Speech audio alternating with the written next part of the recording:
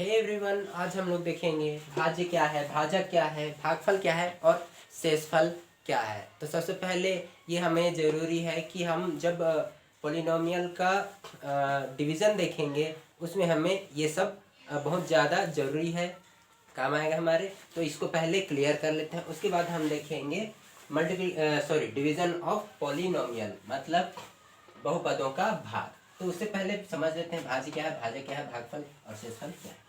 जैसे मैं जनरली एक सिंपल सा भागफल जो भाग का तरीका होता है वो लिख लेता हूँ।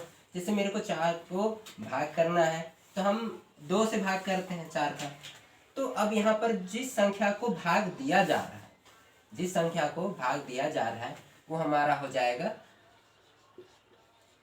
भाज्य, और भाज्य को जिस संख्या से भाग दिया जा रहा है वो संख्या हमारा हो जाएगा भाजक।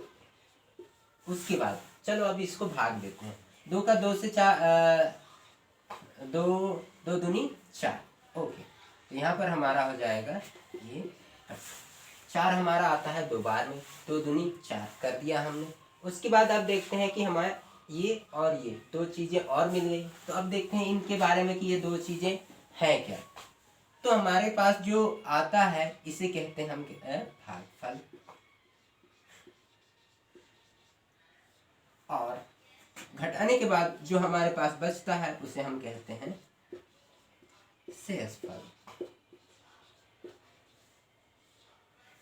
तो फ्रेंड्स, ये सारी चीज़ें थी कि भाज्य क्या है, भाजक क्या है, भागफल क्या है और शेषफल क्या है। हाँ, और ये सभी में रिलेशन क्या है, मतलब इन सब में संबंध क्या है वो भी मैं आपको बताता हूँ। जैसे हमारे पास होता है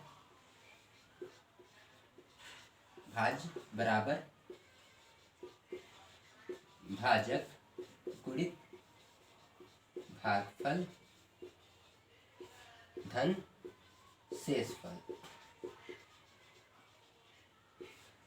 तो फ्रेंड्स, ये सारी चीज़ें हमें आनी चाहिए बहुपदों का भागफल देखने से पहले। तो ये सारी चीज़ें क्लियर कर लेते हैं।